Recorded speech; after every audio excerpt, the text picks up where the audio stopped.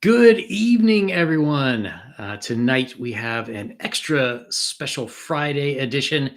I am not playing Gary, the mutant who farts people to death in Gamma World. Tonight I have an extra special guest who we will get to in just 1 second. But I want to bring up Empire of the Undying Sun. We are doing a second chance slash first edition version for anyone who missed it last year. And we are, the site is live. So for anyone who is interested, go sign up for the Kickstarter, which will be out in October. empireoftheundyingsun.com. You can read all the details. And if you join at the VIP level, you will be able to get the adventure gaming module Fairy Hill, written by one Dungeon Delver, aka Bill Sylvie, a man who I think most of you know. Fairy Hill will only be available during this VIP sign up. During the normal Kickstarter, it will not be part of the adventure module packet. So go grab that if you are so inclined. But tonight, I have a special guest, a man who knows no equal in the realm of talking to people about tabletop role-playing games, a man who is versatile. On his channel, you can find reviews and sometimes play streams of all sorts of different genres and varieties of tabletop role-playing games. And he is a man whose mustache may have achieved sentience. I bring you Dundermoose. I'm sorry, guys. I know I'm not a very close second behind the guy who can fart people to death, but I'm happy to be here anyway. Yes, well, normally it would be on the Dungeon Delvers channel anyways, but Okay. he is an EggCon, so I have a free Friday. Rock on. Yeah, the Dungeon Delver, he taught my friend Harmony Ginger how to play AD&D First Edition, which I believe is the best edition of the game. So that's he's high in my book for doing that. He's an extra special guy, that Dungeon Delver. So you are a man who I've been watching for a little while, and you have a plethora of gaming styles. Normally, when you see these channels, like everyone is hyper focused on one thing, but you seem to be broad. So I guess the first question is for you. Sorry, the chat's already going nuts. For you, what is the perfect game? The perfect tabletop role-playing game? Oh, that's whatever that means to you.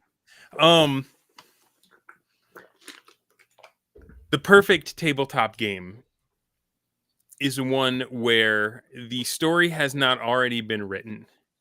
The story is the thing that I'm going to tell my coworkers around the water cooler the next day.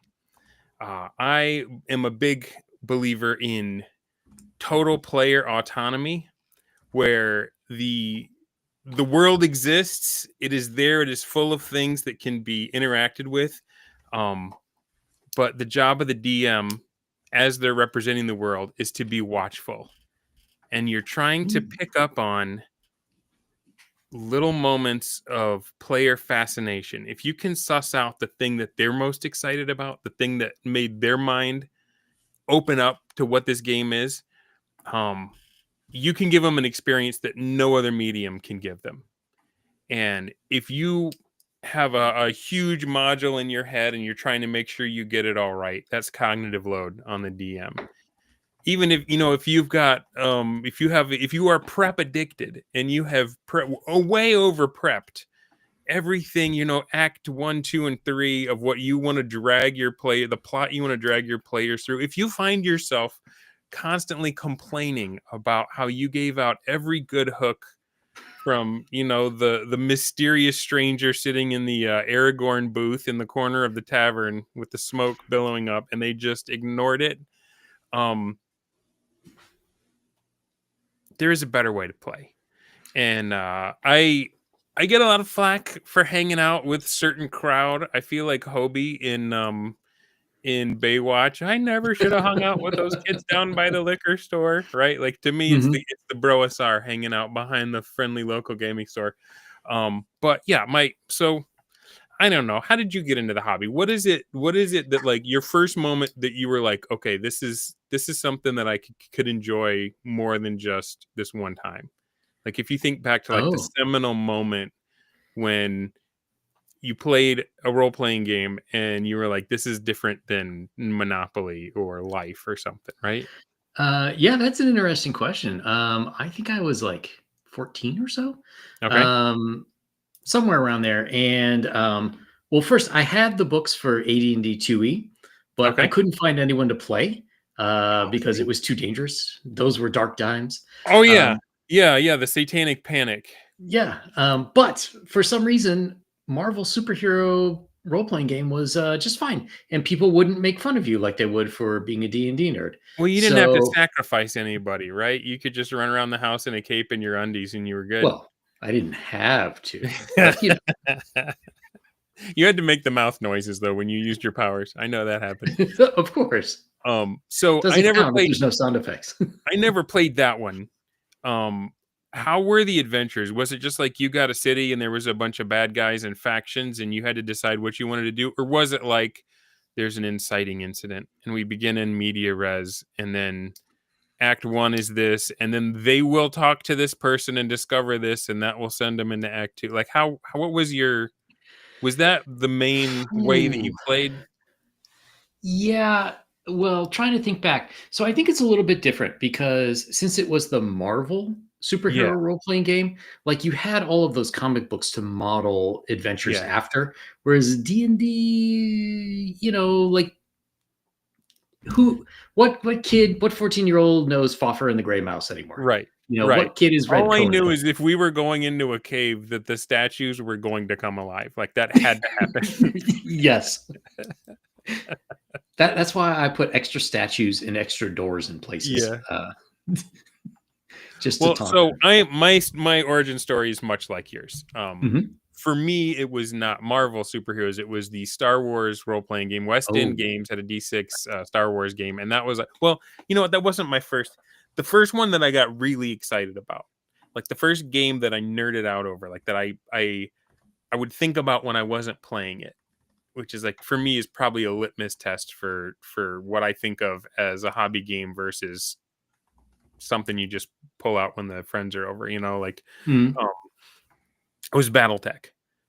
My friend at church, Mike, Ooh, told nice. me about BattleTech, and I was like, "Wait a second, what?" And he's like, "Yeah, you're in these giant robots, but they're shaped like humans, and they can just stomp around, and you got rockets that shoot off, with the spaghetti missiles from Robotech, and you got the PPCs." And he started just using all this jargon that, like, to me, back in the 80s, in an American, the Gulf War's kicking off, and we're all interested in Abrams tanks and stealth fighters and all that stuff, right? Yeah. So that was cool, and it was just a war game. I was on a hex map, and I quickly became no fun to play with because whereas the others just kind of read just enough to get their mech out there and play, I was like trying to build the most optimized mech I could. I always had a medium mech and I always gave it a targeting computer and I just loaded it up with medium pulse lasers and I would put as much movement and jump jets on the thing as I could. And I would just invariably, I'd run around the map and I would just jump behind them because they always tried to go for the 100 tonners. I would jump behind them, target their center torso, and just blast all their armor off, and then either destroy a gyro or their engine, or hit ammo or something. Mhm. And like it was just, they stopped playing BattleTech because I became no fun to play with until one of them actually read the rules about flipping arms, and then my fun was over. Um, but then Star Wars fired BattleTech because we got really excited. You guys, you young folk watching this have no idea how cool Star Wars actually used to be once upon a time. Star Wars was cool, guys. And the West End games, it just felt like you got to play in that universe. And so I loved it. But I don't know if you've ever played that game. I haven't played Star Wars. I wanted to play Star Wars. I wanted to play BattleTech and Robotech, but I Okay. couldn't find anyone to Still play haven't played with back in the Robotech. day. Yeah. Let me grab my Star Wars. Oof. So here's the Star Wars role-playing game. And it had once you read all the rules, which were short and easy, it had an adventure in the back that you could play. And a lot of the published adventures did this, where they would start off with a script for you to read. So it was like, you be rebel number 1, you be rebel number 2, and then like we would read the script as the mission began in media res, and it was just all kind of laid out. And so even when I created adventure, I was the DM, and when I created adventures, I was always like trying to say, okay, here's a scene, here's the things that happen here, and here's the thing that'll happen to move it to the next one. So that's what I thought role-playing games were. And then 40K came out in our neighborhood. The first guy that bought Warhammer 40K, then that like took over and fired Star Wars. And then girls and college kind of fired all of it. I mean, I might have played a game or two of Axis and Allies in college, but that was it. Yeah, hey, Star Bombadil, good to see you, man. It's a really light system, and you can really focus on the role play. And like you said with Marvel, everybody knows what Star Wars is. Yeah. Everybody knows the stakes. Everyone knows who the Empire are and who the rebels are. And there wasn't a whole lot of Jedis in the game because they're kind of keeping Luke special. But there was just a lot of fun you could have. I had a character. He was a droid, but the class was Quixotic Jedi, someone who thinks they're a Jedi and they're not. And he had a repulsor in his hand, so he thought he was using the Force, and he would just knock stuff over with. Yeah, but I can remember in college even like people saying, "Hey, do you want to play role playing games?" And I didn't get it. I'm like, "That's fun for you?" Because in my mind, I see that Victor, who called me Mr. Potato Head on my own stream. I can't remember if it was Victor. Somebody called me Timu Magnum PI, and that one stung. Too close to the mark. But in my mind, role-playing games were something we did when we were kids, and we didn't have any agency, and we wanted to practice being adults and making important decisions and doing violent things. And once I was in college, I felt actualized and adult enough that like that didn't appeal to me anymore. So like I went for a long time in my life without playing any role-playing games at all. And yeah, I was an adult, and I found my old Star Wars books in my parents' basement. Once I got married, my wife's parents, they were like, "Here's all your crap," and my parents were like, "Here's all your crap." As soon as we bought our first house, like we got all the crap. And I found this thing, like it smelled. It was mildew, and so I put them. I have this, and I have the source book and the Imperial source book, and I put them in a Ziploc bag, and I put them in the freezer. I was like, I'm just going to kill the mildew. I didn't know if that would work or not. It did. It smells good now. Nice. But we were going up to my in-laws. They have a home up in the northern part of Michigan, and we were bringing some friends from church, and they had sons, teenage sons, and I was like, I'll give them these books. Let's see if they like them like I did. And so I told the sons when we were up there, I was like, hey, this is a role-playing game for Star Wars. Would you guys be interested? And they were just like, no. They could not care less. And I was like, oh, okay. And then the dads were like, what's that? What do you got over there? I was like, you guys want to play? And so we started playing and having a blast with it. So we played that for a bit. And then, then the whole COVID and Stranger Things and Critical Role and all that. And then we, so we got into Dungeons and Dragons, the 5th edition.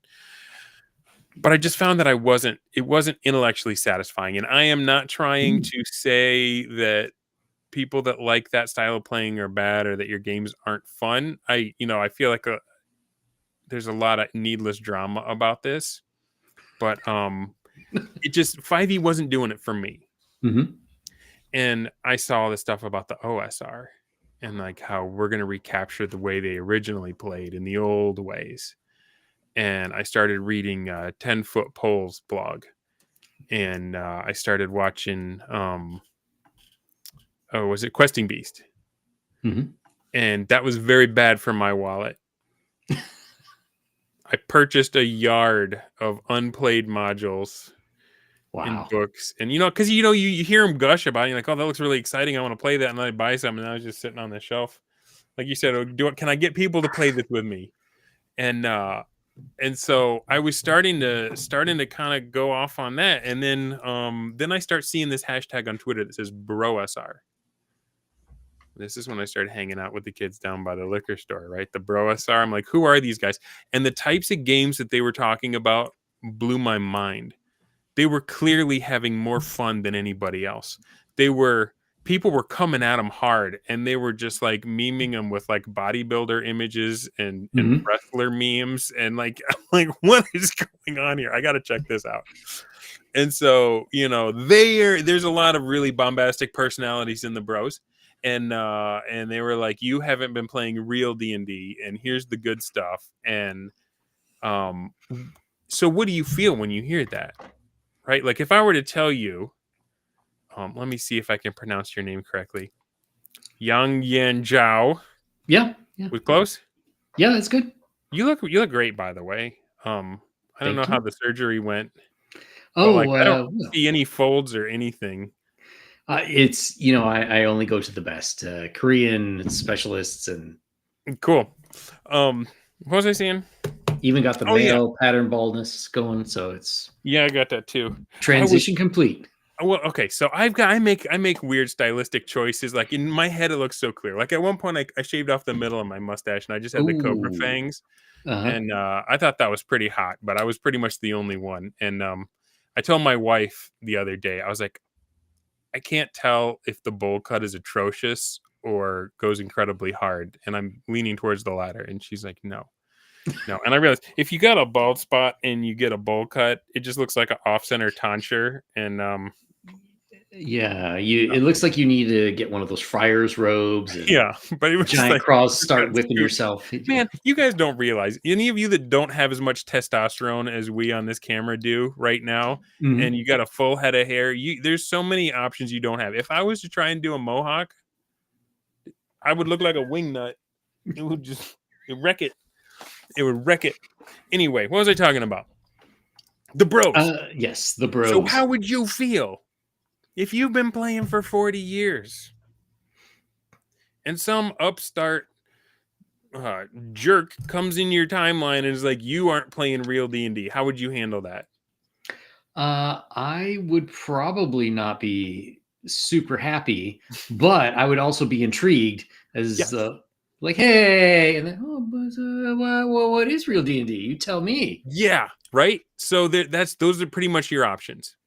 And there's like three types of people.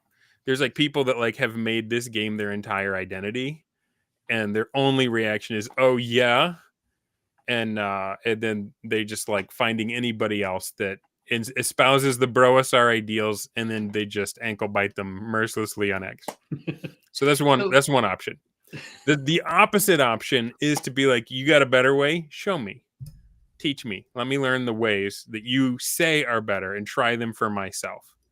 And that was my approach, because I'm like, I haven't played this game in forever. I'm just getting back into this. What do I know? Show me what you got. Right. And mhm. I had an easy path in. Nobody dunked on me. Well, whenever you got a bunch of males around each other, part of our bonding ritual is we challenge each other. Right. Sure. Like did you ride the school bus? Until I was in fourth grade, and then I just walked, no Okay. matter how many feet of snow were falling. It got pretty rough on my school bus. And there was about 5 of us, maybe 4 or 5, that like we got into the dozens, right? Like the entire bus Mhm. ride was mocking each other mercilessly. And these were some of the most hilarious and creative people. And I have been ripped on like so fundamentally and hurtfully. And it was a blast. We didn't really like each other, but we respected the game, right? And Yeah. whenever a new kid came on, there was like this moment where he would get tested. And if you said something mean to him and he came right back with a clever response, Yeah. then it was like, all right, game on, right? But if he just got really mad and upset, tried to punch you or something, then you're like, Mhm. oh, this guy's too fragile. We can't play with him. Yeah. I think it's kind of like that. Like if they challenge you and you come right back, it's almost like a ritual. It's like going, the old kung fu theater. Like you're sitting outside the iron fortress of the monkey temple, and they're like, "We aren't taking any students today," and they slam the door, and you just sit out there, And then, like, if you wait for 24 hours, they open the door and say, "Okay, you've proved yourself. You can come on in," right? And other people may have come and sat down, and they tell them, "We're not taking any students," and then they left, and like that was test number one. I don't know. I don't know. Maybe it's not that deep. Maybe I'm reading way too much. Maybe it is just a bunch of bullies, and I'm just weird that it doesn't bother me that same way. But for whatever reason, I made it in, and they started.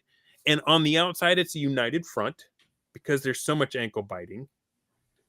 But once you get in, it's very innovative. They are taking old principles of the game and they are trying to play with styles that have been discarded for whatever reason Mm-hmm. and say, what are the second and third and fourth order effects of these old rules that we lost when we lost the main part? Like what were the babies that went out with the bathwater? And that's when they start having the kind of games that nobody else has. So Yep. that's what's fascinating to me. The middle path. So we got the people like, oh yeah, you're a jerk, and we got the show me's, and then the middle path is like kind of like a gradual moving from one to the other, where it's like you just battle and call them names, and like I've seen so many people that like took this path. Like the basic expert is one, crafty Matt is another one. My friend Brigadier, they were all like, what do you know? And then like through the argument, the iron sharpened the iron, and they started coming. Maybe they didn't respect the way that it was communicated, but they were like, the idea is at least fascinating. The idea is at least worth considering. And once you take that step, you better not say it out loud, because you know what happens then? The ankle biters come for you, and you find yourself Yep. jumping to the other side much quicker than you might have otherwise. Right? Because you're like, Yep. I can't even question this. Screw you. I'm gonna be a bro now. So, what do you think happened? Because clearly, there's like, well, for a lot of for BroSR, there's like a golden age. For some, it's 1E. For some, it's like BECME, or it's like chainmail with original 1974 rules. Like, Yeah.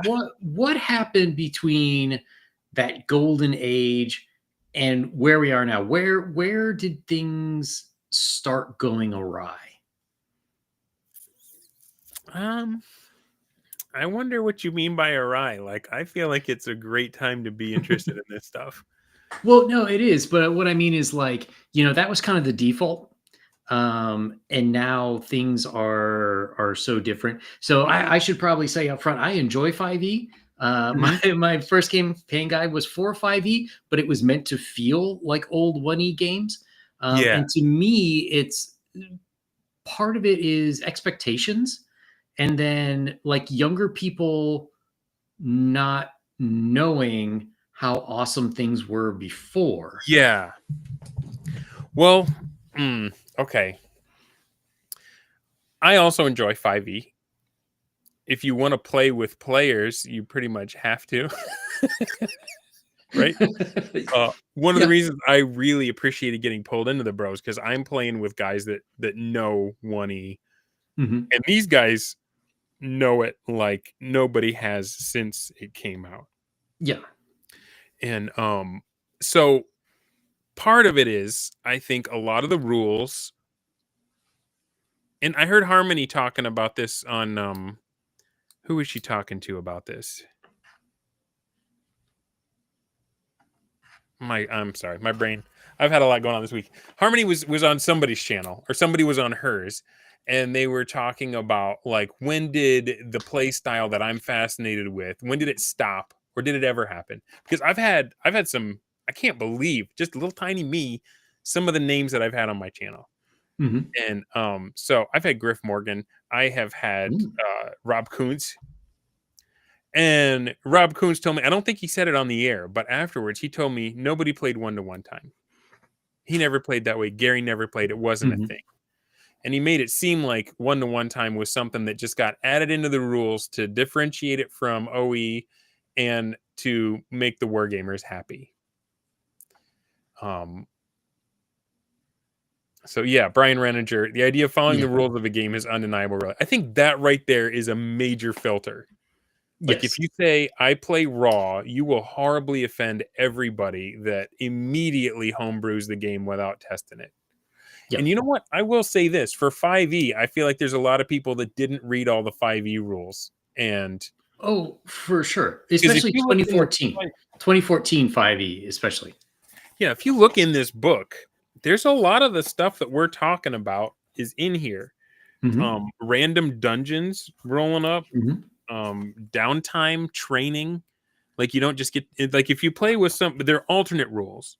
Yeah, but there's a lot of the game that's still in here. But I don't know if anybody reads this. You know, I doubt most DMs. They might look through the treasure section and be like, "What do I want to give them?" But like, didn't Jenny D just read it last year? Yeah. Like for the 10th anniversary, I'll actually read this book. And she read the other one too, though.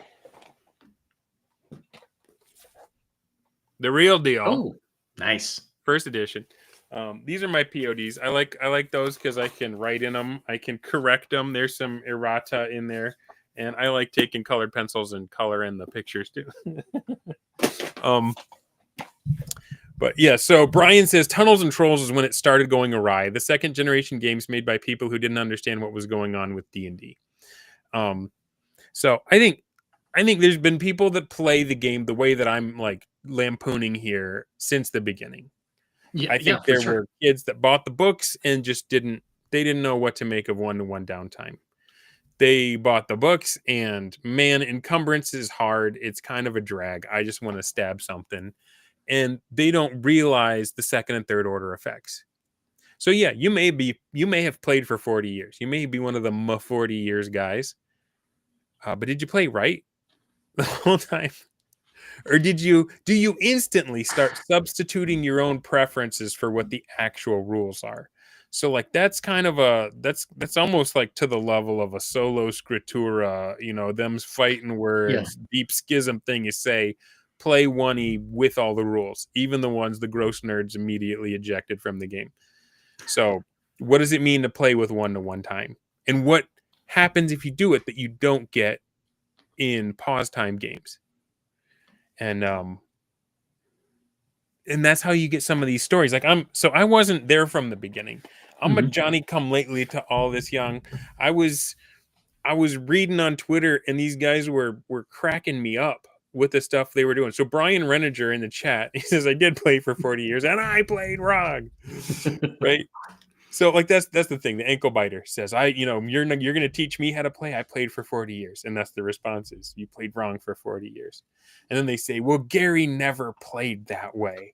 And then we say, well, then we play better than Gary himself. Think of the fun he could have had if he had followed the rules that he wrote in his own game in all caps at the beginning. So anyway, not to rehash old arguments. I'm not trying to bring controversy and drama on your channel. Maybe you were like, I know what I'm doing when you booked me as a guest. But I get along with everybody.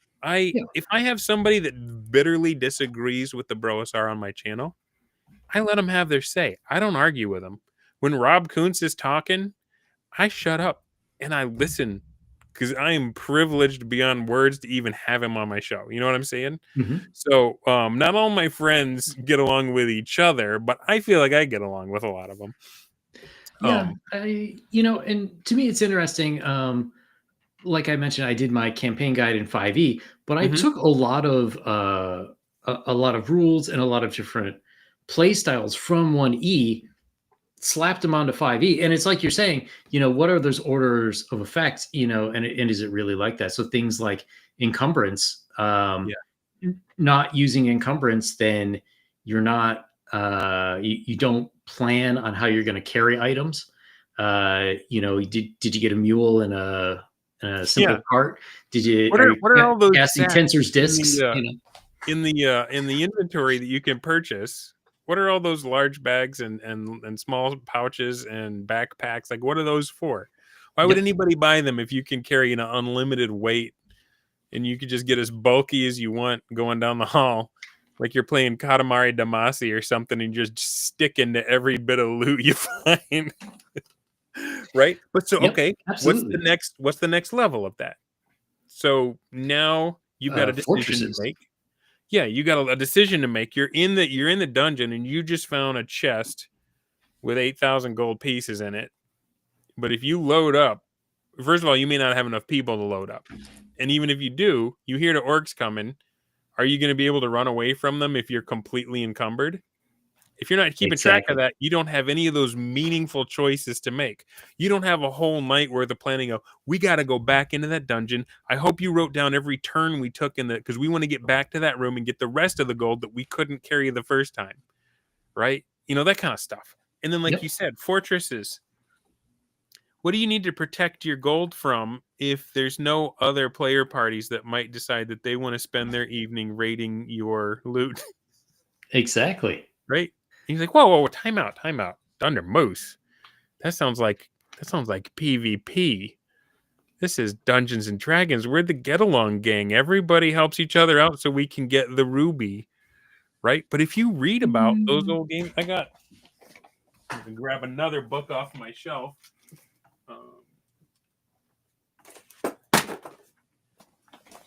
So this is Blackmore Foundations, made by the Fellowship of the Thing. They're the ones that did the Secrets of Blackmore movie. I don't know if you've watched that. No, I haven't seen it. Oh, bro, you gotta watch that. It is so good. It is so good. But they have like actual scans here. They have the first look at this one right here. I don't know if you can see that. I'll read it to you. All right. Corner of the Table, Volume 3, Number 4, Club Meets, Editor David Arneson. There will be a medieval Braunstein, April 17, 1970, at the home of David Arneson from 1,300 hours to 2,400 hours, with refreshments being available on the usual basis. Players may come at any time, and any number are welcome to attend, what should prove to be an exciting time. It will feature mythical creatures and a poker game under the Trolls Bridge between sunup and sundown. This is an invitation to play Blackmore before D&D existed. And I would like to say that my favorite part of that is he specified it will be in a basement. Yes, right. Like already setting the mood. So the games, like you'd have 20 to 40 people showing. Yeah. Right. And like some of them were at different odds and purposes to each other. Some of them were like trying to tunnel under the wall and steal each other's loot. Mm-hmm. And like, so that's where you're like building your own castle and putting your own traps into play so that the DM can like kill the guys trying to come. There's like this massively multiplayer game that was happening before we had computer games that could do that. Right. Mm-hmm. It's a completely different game, and it comes out of war games. But 1-to-1 time is on the last page of OD&D. It's mentioned in the original little brown books in the white box and the wood grain box and stuff. So like that's a rule. You know, they say, oh, well, they didn't play that. I am not one to disagree with Kuntz. He was there, I was not. But it's in 0E, it's in AD&D First Edition. It's in a ton of the games from around that time period. They also either have 1-to-1 time or they have an explanation paragraph of why they're doing 4-to-1 or why they're doing 2-to-1 time or whatever. Like it's almost like it was the assumption, the base level. Why would you want to do 1-to-1 time though?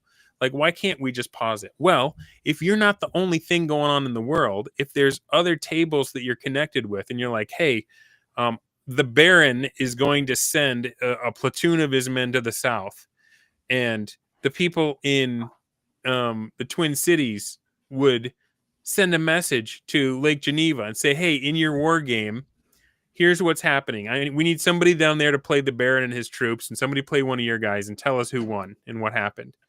And like, so you could have, and because they were on, because I assume, I don't know, but I don't know how you coordinate the calendar like that. Yeah. In an easier fashion than it's matched up with our calendar. And when you're not playing, one day is one day in real time. So I'm reading about this stuff and I'm like, how do you get that experience? Nobody plays like that right now. And then here come the bros.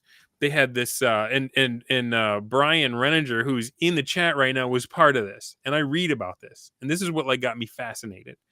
where I was like, I want to learn from you. I don't care if you insult me. I don't care if you're rude. I need the ideas in your heads. They were just had a normal session. Jeffro Johnson is the one who started the Trilopulus campaign, and he did not start it of his own volition. He was bullied into it by a man named Mephrodis. If you go on X and look up Mephrodis, you will just see nothing but bodybuilder memes. And Mephrodis bullied Jeffro and said, play Advanced Dungeons and Dragons, all the rules, even the ones the gross nerds jettisoned. And Jeffro's like, all right, fine, I'll do it. Brian in the chat, Mythos, Gygax's follow-up to AD&D, also had one-to-one time with some caveats, but clearly Gygax felt strong enough to include it even much later.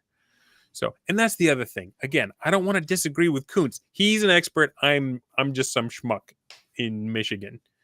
But Gary was famous for not telling his players what he was doing. Like, he tells you in the DMG, if you get a hint that your players have read this or the monster manual, you can destroy some of their magic items to punish them. They shouldn't have this knowledge. So it could very well be that he was doing one-to-one time and Kuntz just didn't know about it. Yeah. Well, I don't know. It's possible. To me, too, there's always an argument between total sandbox on one hand and then on rails like a Dragonlance on the other hand. And to me, it seems like the best part is in the middle. Really? Because sandbox is good. You just rolling up adventures on the roll, but then you lose the chance for prophecy and foretelling the future. If it's all completely random, you can't do that. So to me,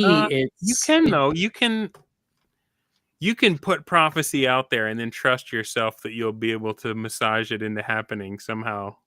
Well, then you're heading towards the rails area already. So or the prophecy could be a lie. Well, that's true. So, like, maybe a better example than prophecy would be like evidence, right? Like if you roll a quantum ogre and there wasn't like scratches on the floor or something. Yeah, Brian, wrong. I'm not sure which one of those things but as a player, which one would you find more satisfying? Like, would you want to know that your DM spent a couple hours writing up the stuff that was going to happen to you, and then he just dribbled it out to you like a bunch of segments of worms, like a mama bird, baby bird, when you just got your mouth open, just cheeping, waiting for your segment, and he's like, okay, now you can have your plot point, and when you finish it, you can do a milestone XP level up, but you have to uncover my rail.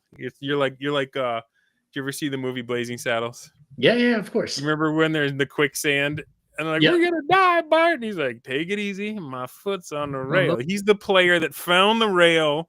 What did the DM want me to do? There, I found it. You couldn't see it because it was hidden in the quicksand. Maybe I'm being overly harsh. Well, to me, prophecy just means that something is going to happen. It doesn't necessarily mean it's going to involve your players. It could be something big that doesn't. And to me, that's one reason why you want a calendaring system, because as the DM, certain events will happen.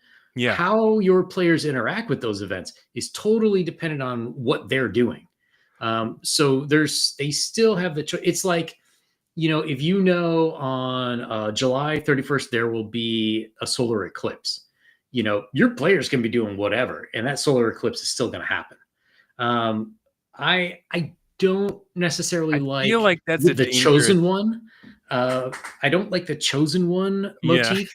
Because then the other players don't get to be the one; they have to be sidekicks, right? Sure, or it's too much of a rail where this must happen.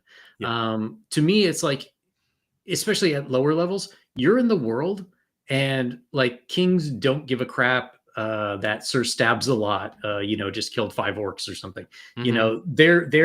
They're making their political and military machinations, and so are the liches and the dragons, regardless of what the players do. So if on a calendar, like, the king goes to war in the summer, that Yeah. disturbs the dragon. September 1st, the dragon comes and burns a bunch of villages. Whatever your players are doing, that stuff's going to happen. They could be directly involved. They could be in those villages and maybe they have to try to fight the dragon, or they could hear like 2 kingdoms over, there's this dragon that's going crazy, burning everything. But what if they don't care? Are you just going to keep Then you playing skip it it. without them? Yeah, then you just skip it. Then all this other stuff happens, and eventually all this other nonsense is going to be so big that somehow it will touch your player's world Yeah, and they well, they're will gonna interact ignore with it it. until it's undefeatable, and then they're gonna get stomped Fine by with it, and me. then they're not gonna enjoy. Like, I don't know, maybe.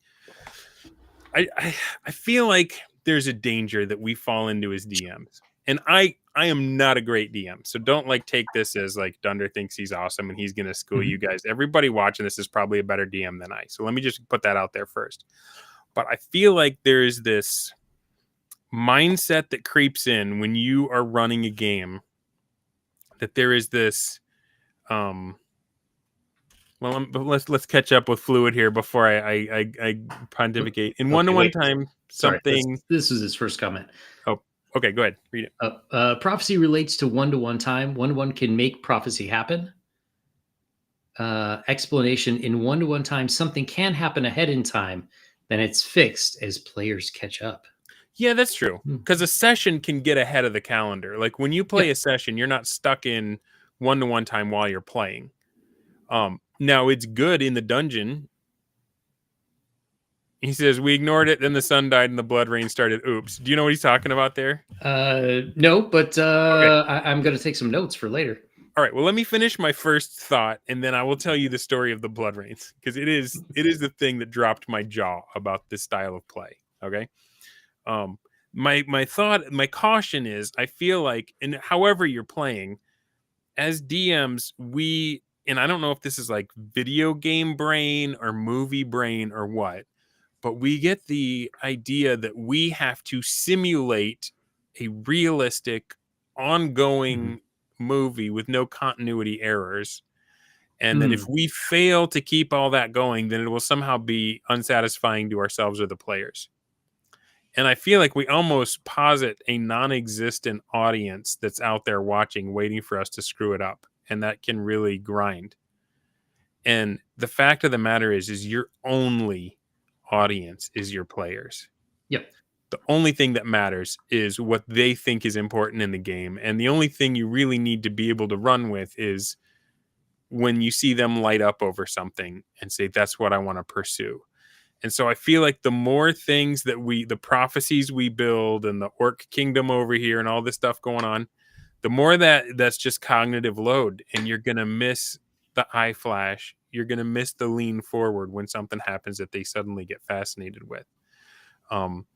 So I'm a little, and I'm preaching to myself here just as much, because that's what I do. And I have to fight that instinct, because I'm not making a video game.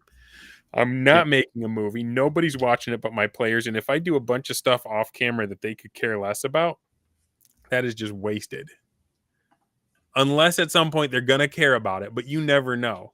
And you can even ask them, what do you guys want to do? And they'll be like, tonight we want to go clear out that graveyard, find out what's been making noises, and see if there's any enemies there. And say, okay, that's what you guys want to do? Yeah, okay. So I roll up the graveyard, and then we sit down to play, and they're like, we want to go back out into the forest. And you're like, you just told me, right? So it's like, at some point, prep addiction is just not worth it, right? No, I mean, I totally agree. I think too many people and too many games and too many systems these days focus on too much prep, and there needs to be a lot looser style. I just don't think 100% sandbox is the way to go.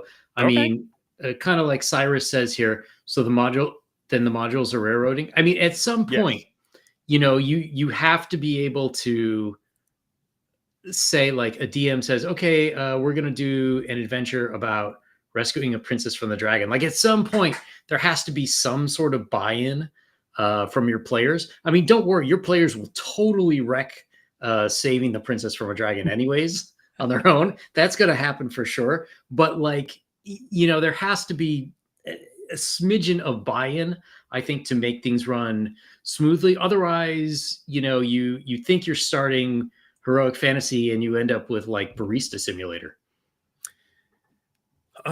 Yeah, maybe. I mean, I still feel like that is a concern for a certain style of play. And Sure. you're absolutely right. If you are preparing a Rescue the Princess, then at some point they've got to say, okay, this is what you've prepared, so this is what we're going to do. And you may not see the disappointment on their face. They will probably try to hide it from you when they realize that they don't, in fact, have agency, that they're just going to play out your pantomime for them. But it will be there. And even if nobody can put their finger on it, you are teaching your players to become passive and rule followers. And that's why I say when you play with people that are used to playing that way, it feels like you're around a bunch of baby birds that have their mouths open waiting for the worm segment to drop in from the mama bird. Yeah, I mean, I hear what you're saying. That definitely is a danger. Now, Um, again, I'm coming across harsh because I feel like what you are talking about are 99.96% of the way that people play the game. So like I'm probably making everyone scratch their heads when I bring this up. Right? Because it's like that's how we've done the game forever. And I don't mean to hurt anyone's feelings when I say that having tasted a different way, I have lost a lot of my appetite for it. Now, I'm still going to enjoy it. I'm still going to enjoy getting together with my friends and just doing something silly and fun. And there's still like crazy amounts of ways that you can get surprised and delighted, even in a more on the rails kind of thing. And the way that I'm talking, it's not going to be like every single night is amazing and meaningful. There are some just nights that where the whole thing just gets absolutely wrecked by crazy, stupid stuff. yeah. So Brian's got a character named, he was, what was your thief originally? His name has gone through a few iterations. But he was Peter the, oh, come on, brain. I taught a huge new employee orientation this week with like it was almost 30 people. So I'm the names are Wow. not good. Slippery Pete. Slippery Pete was the thief, and like he was just known. We'd get in fights with like just tons of ogres, and he would just disappear in the shadows. And then by the time we killed them all, he'd come around the corner and be like, "Hey, good job killing the ogres! I found their treasure, and here it is." And you knew he had skimmed off the top of it, right? You just knew it, because especially when each gold piece is an experience piece, Yeah. right? Everyone's like, "Oh yeah, the thieves are so neutered in 1E, like you can't get it." It's like if you're playing the thief right, you're gonna rank up faster than anyone because you're stealing loot and XP for shit. Yeah, Slippery Pete, and then Pete the Pious and Humble. He got a hat of disguise, and we were going into these dungeons, and there's a very powerful ranger that Brig plays named Sever, and I'm playing a magic user named Bumblebore the Bookish, and we killed a creature, and I went digging in his guts looking for magic parts, and I didn't find any magic parts, but I did find like a bunch of gems in his gullet. And so I got a bunch of gemstones. We go through a room that's like all foggy, and like the DM is like, "Yeah, you feel your pouch getting lighter." Right? So I check the pouch, and we get out. Sure enough, someone stole all the gems. And Brian wasn't playing Slippery Pete that night. He was playing a character named Petrov the Prestidigitator. He was a level 1 magic user, and everyone was convinced that it was just Slippery Pete had disguised himself with his hat because he never used a spell. But that's the thing, is a level 1 guy only has one spell, right? So like nobody could really figure out if this guy was Pete or not. And the ranger got so mad at him for stealing from the party that he choked him. Tried to do subdual damage, right? Not to kill, but just to. But the thing is, even when you do subdual damage, part of it is still legit. And he only had a couple of hit points, and he just choked the life. He just killed him. And then it was like, oh crap! Because if you're a ranger and you do an evil act, you just become a fighter. So then it was like, we need to get this guy rezzed real quick before I lose all my powers. Like the whole plan for the night was just scuttled. And it was hilarious because it was the guy who's our caller and he's always on like, let's make sure we keep going. Let's make sure we're making progress. And that was the guy that screwed it for everybody. And so it's like, if I had planned that story, everyone would hate me as a D. I'm like, that is the stupidest story ever, right? It was just crazy shenanigans and it was so memorable and hilarious. And it sets up other stuff for later on, right? Yeah. So, well, let me. That's not maybe the best example because that's not that different from session play. I want to tell you about the Blood Rains. Tell me about the Blood Rains. This is what you can do when you have 1-to-1 time and other tables are also using it. So Trilopulus is the first BroSR campaign, and there's a bunch of guys that are there from the beginning, and they're like, I want to try these principles, and so they left Trilopulus to start their own campaigns. One of them was a guy named B-Dubs, and he started Dubs-er own, and he wasn't even using AD&D 1. He was using Adventure Conqueror King system. And so he sets up his campaign, and it's going 1-to-1 time, and Trilopulus is going 1-to-1 time. In a regular session, they meet this guard, and they're like, they asked him a question. He's like, well, I would have to ask the prince, and they got all interested in him. Brian says, after Rez, Petrov was immediately eaten by giant birds. Did the ranger call the giant birds? I don't know. It was a dangerous dungeon. Macho Mandolf is our DM, and he does not hold back. So the guard just says, oh, I got to talk to the prince. And then the players get all interested. This is when Jeffro is DMing. And they're like, who is this guard that he has the ear of the prince? Who's this prince? And Jeffro, just on the spot, just because he's big on Appendix N, and that's a whole other topic we can talk about. He just pulled Elric of Melnibone. He's like, oh yeah, the prince of the city of Trilopulus sits on a ruby throne, and he has, he's very pale, he has long hair, and he has a sword that, what's the name of the sword in Dark Drinker or Shadow something or other, or Brian, you know what the name is. Put it in the chat. I knew it. Can't think of it. I'm like gone stupid with the names lately. But anyway, yeah, the sword has a demigod entrapped inside of it, and you get hit with that sword, it'll suck your soul out. It is a terrifying weapon in the books. And it gets loose in Trilopulus, and it causes all these problems. We don't need to go into all of them, but there's like a whole history of it. And they finally decide, I'm going to get this sword out of here because everybody wants it, and they're all fighting each other. And they said, well, let's some wizard had a spell to put it in another dimension, and they were like, Stormbringer. How come I couldn't come up with that? Yes, sigh. So they're like, well, let's not just throw it into a pocket dimension, let's throw it in a Dubs-ron and make it B-Dub's problem. And that's what they did. And so then it shows up in B-Dub's campaign, and then he has a bunch of wars fought over it and problems. And then one of his players is actually an astrophysicist, and his character, don't ask, his character had a spaceship, and so he grabbed the sword out of the middle of the battlefield, flies into space, and he's like, I'm just going to throw this sword into the sun, and it'll be done plaguing all of our campaigns. And one of the players put their hand up and was like, in the setting in Acts that we're playing in, the sun is a god named Aminar, and he's the god of good of this world. So what happens when an evil soul devouring sword hits your good god in the universe? And they were like, oh crap, what does happen? And the astrophysicist figured out, okay, well, here's where I release the sword in orbit. And because they were both playing on 1-to-1 time, they're like, I'm going to pick a date. I don't know the actual date.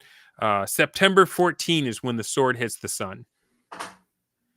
And this is going to have cataclysmic effects for this campaign and all the other ones that are paying attention. And so they figured out what date, how long did they have before the sword hit the sun? And I think there's like 6 or 7 different tables were in on this. And like some of them are like, all of our clerics are worshiping and are sacrificing and donating this much money every week. And they're like, okay, for every week, because they're like, the sun's not just going to take the hit. He's going to try and grab the sword. The god's not just going to die. And so, but then the forces of evil were like, yeah, but we're not going to let him just grab it. We're going to protect it on the way in. Right. So this star battle, and like for every week, your clerics spend, praying and giving money, you can have this many star giants to help defend it. And so they send it to a channel, and you guys can watch this right now. Go to the Joy of Wargaming and look for his little segment on the saga of Stormbringer. He was playing one turn a night using dragon rampant rules, and he had a bunch of star giants and he had a bunch of monsters, and it was the fight for Stormbringer, and they said if it hits the sun, something evil will happen in all 6 or 7 campaigns that are watching this and fighting. And the forces of chaos and evil will get a boon, and the forces of good will get a nerf. And like everyone's gonna have to deal with that. So like there were tons of people watching every episode every night. What's gonna happen? And I don't want to spoil it if you're gonna watch it, but I think we kind of already did. The sword took a hit, bro. The sun took a hit, and the blood rains were unleashed across 7 different campaigns, and people had to deal with the fallout from that. So it's like when I start saying, they're doing stuff that I haven't even heard of. People are watching, they're memeing on X, and like their table of players that they play with are being invaded by these grand cosmic DC versus Marvel crossover events, right? And it's like, Yep. this is how the hobby started. These are Yep. the clubhouse games with war games and role playing. This is how it started. And when we just started crossing off some of those rules that we didn't think was easy or fun or convenient, we were losing whole arms of the hobby and whole experiences that if you were to tell your friends about having them, all of your friends that play RPGs would be jealous and be like, I want to play in that game. So that's why I got excited. That's why I put up with some stuff. That's why the ankle biting comes, and it's not going to dissuade me, because I'm like, this is the deep magic from before the dawn of time that I need to learn about and bring into my game in one way or another. So no, I totally agree. So I do. It brings up a question. To me, there are. So I think younger people, should they see these things, they would absolutely be totally into it. However, I think that there's a couple things that sort of went wrong, and like to hear your thoughts on it. So one is that, with all apologies to Gary and Fred and them, I think the early versions of Dungeons and Dragons were not well written, in the sense that they assumed that people knew a lot of the stuff. Yeah. Which most of the people were coming in from wargaming. So it's like, well, of course, it's like this. So they didn't really go into detail about why you needed a lot of it, or like how you normally might use such a thing. 100% agree. So I think that's one problem. And the second problem, so like it only dawned on me very recently, is part of the problem too, is that we're like 2 generations at least from when those were being played. So I've complained about religion in tabletop role-playing games for a while, that people play a cleric with the enthusiasm of telling people you're on a Tuesday night bowling league. Yeah. Whereas like, back in the day in Lake Geneva, like everybody went to church on Sunday. And if you didn't, everybody else you knew did. And church was more than just Sunday. It was like an organization that maybe you'd have Bible study, maybe you do like food cans for the poor and everything. And that's why, clerics are so friggin' bland these days, because there's no skin in the game. There's no desire to promote your God's will. And part of that is because the society has changed so much that I find it necessary to write that into my rules. Like I have like a set of 4 things that you should, if somebody's going to play a religious based character, they need to answer like 4 questions based on it. I love it. There was something else. Yeah, because a cleric isn't just a warlock that picked a good guy for their patron, right? Well, exactly. And, traditional. Okay. So if you even into 2014 5e, wizards pay a hefty toll to learn all the spells. They can get all the spells. Clerics just get whatever every day at dawn and they can switch. Yeah. But presumably, you're given a minimum of 10% of everything you earn Yep. right back, To the minimum, church. to the Yeah. church. And you should also be like giving alms, like, oh, I have extra money, I'm going to go buy food for this, or whatever. Like I got one guy playing in the game. He doesn't tithe, but he's a dwarf who brews things, and Okay. his goddess is like the goddess of harvest and alcohol. So Mhm. he must brew alcohol and give alcohol to random people he And meets see. and teenagers. Yeah, teenager. Because his goddess is the goddess of life, and drunk people smash and create new life. So she wants everybody to be drunk. And why Okay. wouldn't you worship a goddess that wants I you to mean, be drunk all the time? that sounds like the Corinthians. Yeah, exactly. But Yeah. to me, like, part of the issue is that the world has changed, Mm. and we haven't like people are still trying to use 1E as was written in the 1970s. And I think it's very hard for people to understand. I don't know if you know a guy named Doomsword. Mm. He actually plays in the Dungeon Delvers Tuesday night Oh, cool. AD&D 1E game. So he created a couple projects, and one of his big projects is he thinks that people are not playing monsters from 1E correctly, or I think he would probably phrase it more like to their fullest potential, and Okay. therefore combat is often lame. So he's going through and he's rewriting um, basically how you would play these monsters, like according to the rules that they were written at the time, but he's sort of explaining it more in like a modern parlance, Yeah. so that people could really use it. Yeah. So you got your finger right on two of the big problems of why this style wasn't. Yeah, let's address that for people listening. And maybe you can't watch.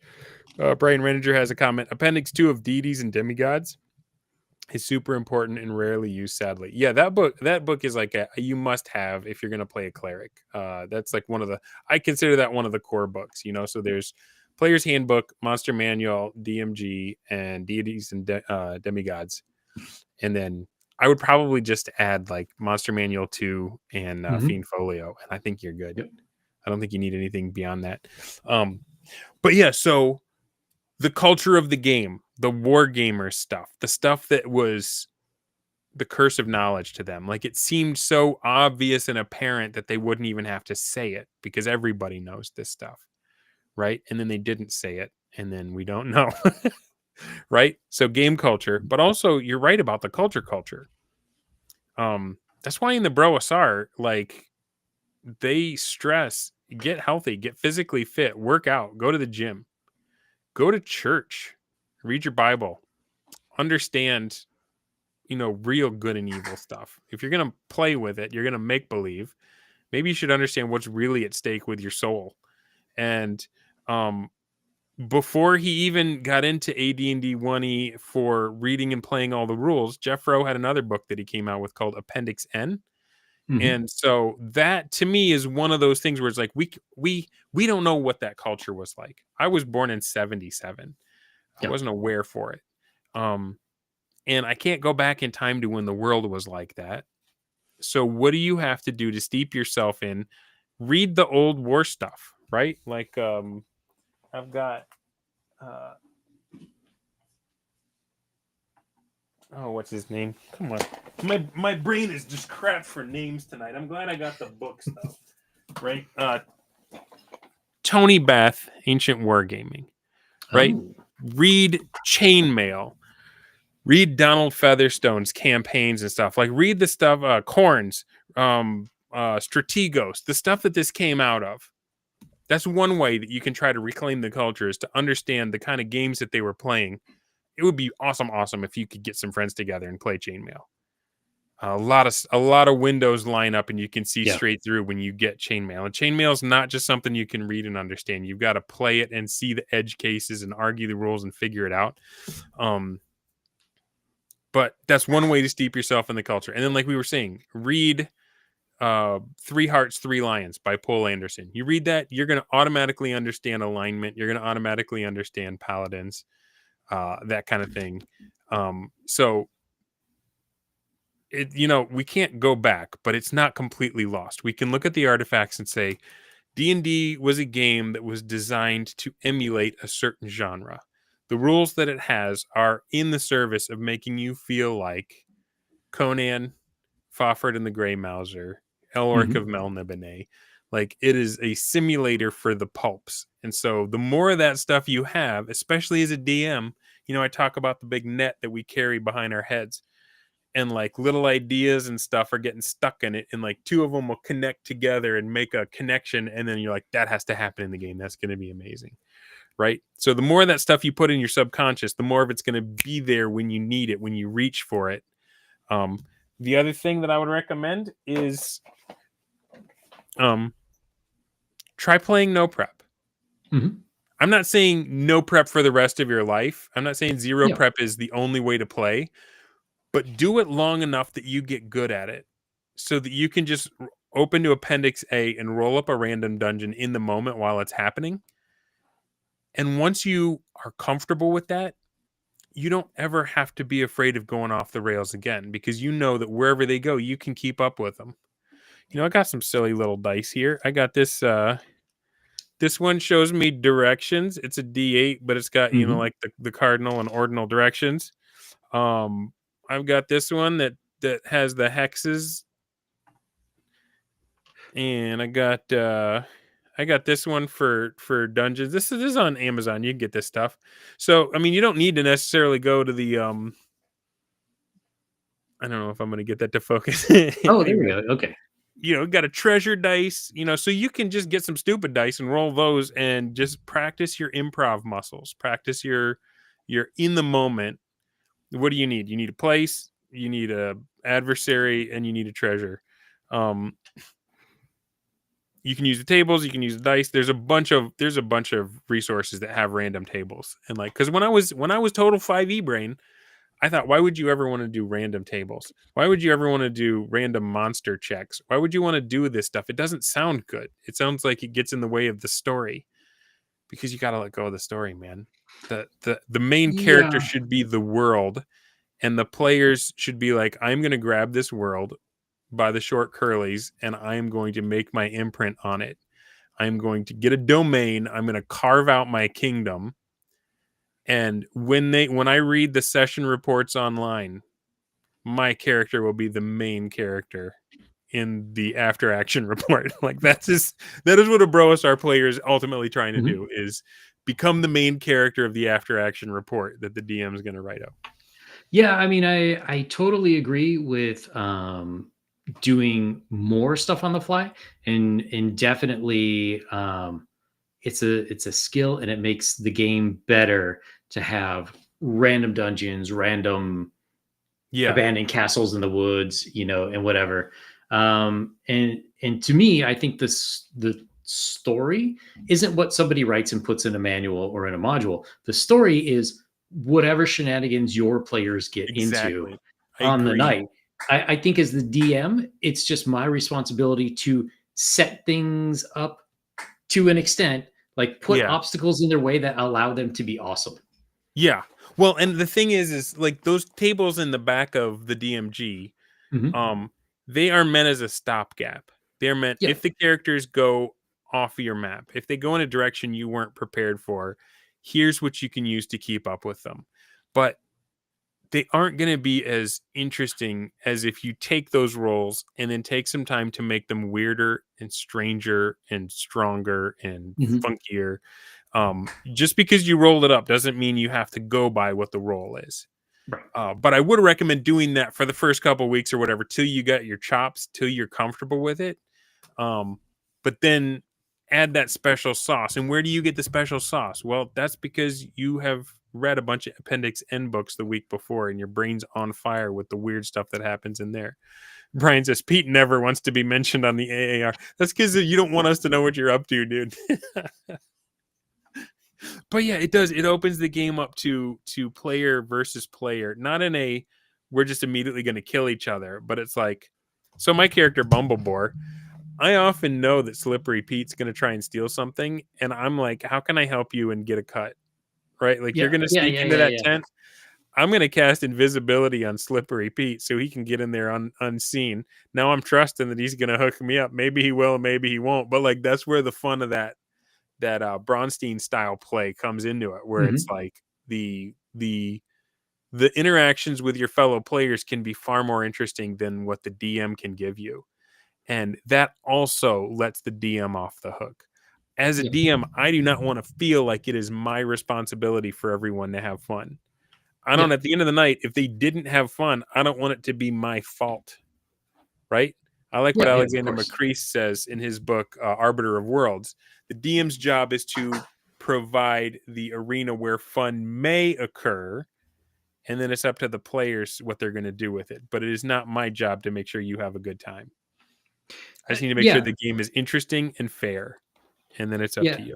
I mean, really, it should be the players. I don't mind some plot, but it's really the players that drive the story. And just like when you're writing, well, sometimes the plot's got to change because the players Yeah. zig when you thought they would zag.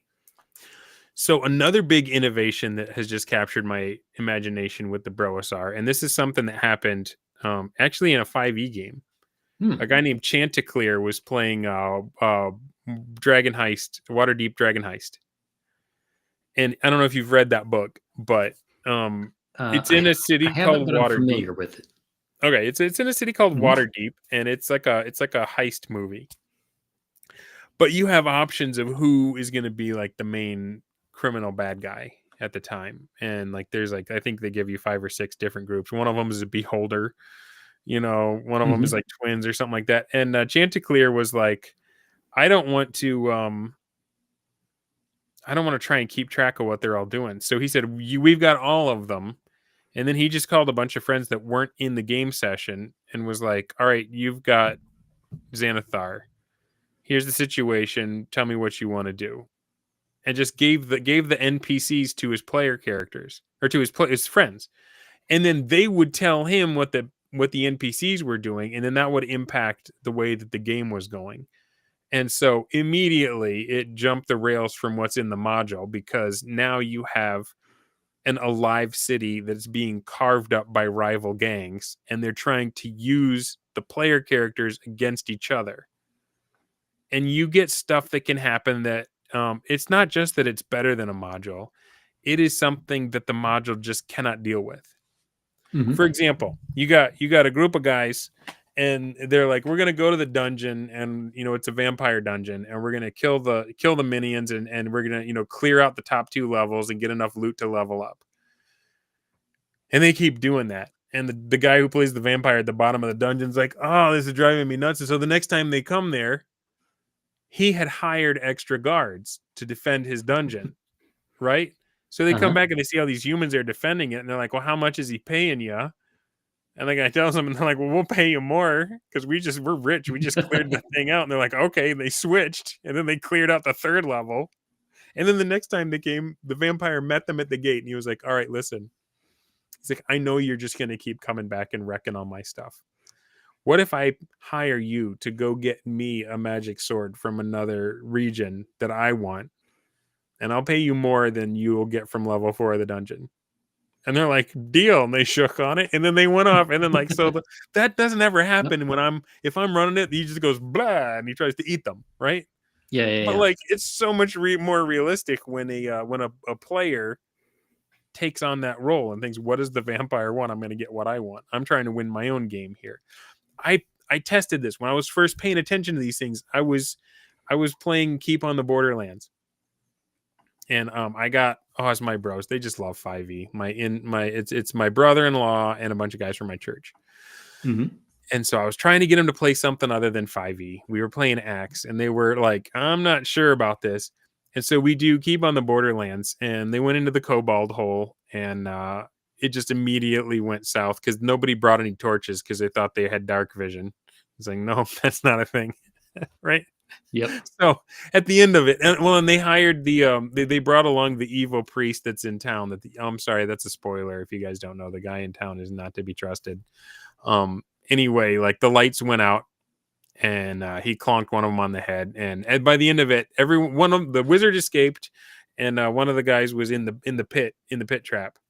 And so we ended the session, and then I texted my buddy, and I was like, all right, I'm putting you in charge of the kobolds. You're the kobold, king or chief or whatever. I was like, you have a human cleric. You can eat him, feed him to your people, hold him for ransom, do whatever you want. Just let me know what you're doing. And I put my buddy Andy in charge of the evil priest, who he was like, I'm going to get back to town ahead of him, and I'm going to spread rumors about him so nobody believes him. I'm like, all right, go. And so the kobold guy was like, well, he's like, across the valley, the goblins have an ogre. I don't know. Have you read Keep on the Borderlands? Some. Okay, yeah. So it's like basically there's like these caves in this valley, and there's just all these monsters you can clear out. And there's an ogre that's working with the goblins and the hobgoblins. He's like a mercenary, and they pay him for protection. And so the guy's like, we don't want money. We want our own ogre so that it's even. So he told the players, if you give us an ogre, then we'll give you your cleric back. And I was like, that is so mean. Because as a DM, I'm like going to worry about, are they having fun? Is it fair? Is it something they can even do? But the guy playing the kobolds doesn't care about that. He's like, I want my own ogre, dang it. And now it's like, I've given the players a problem that they never would have even dreamed, that I wouldn't have dreamed of giving them if I hadn't just outsourced that. So that's why I say you got to watch that Secrets of Blackmoor, because prior to Blackmoor, David Wesley runs a game called Braunstein. And it is, he tells everybody, it's the war game club, right? D&D isn't a thing yet. And it's these guys that come over and do Napoleonics. They got a sand table, and they got their little metal soldiers, and they do rank and flank and all that stuff.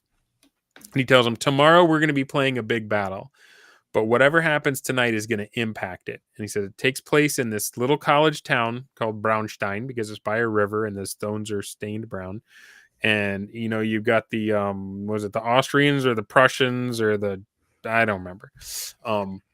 You've got two factions that it's like the eve of war, and you've got a college campus that they're meeting on.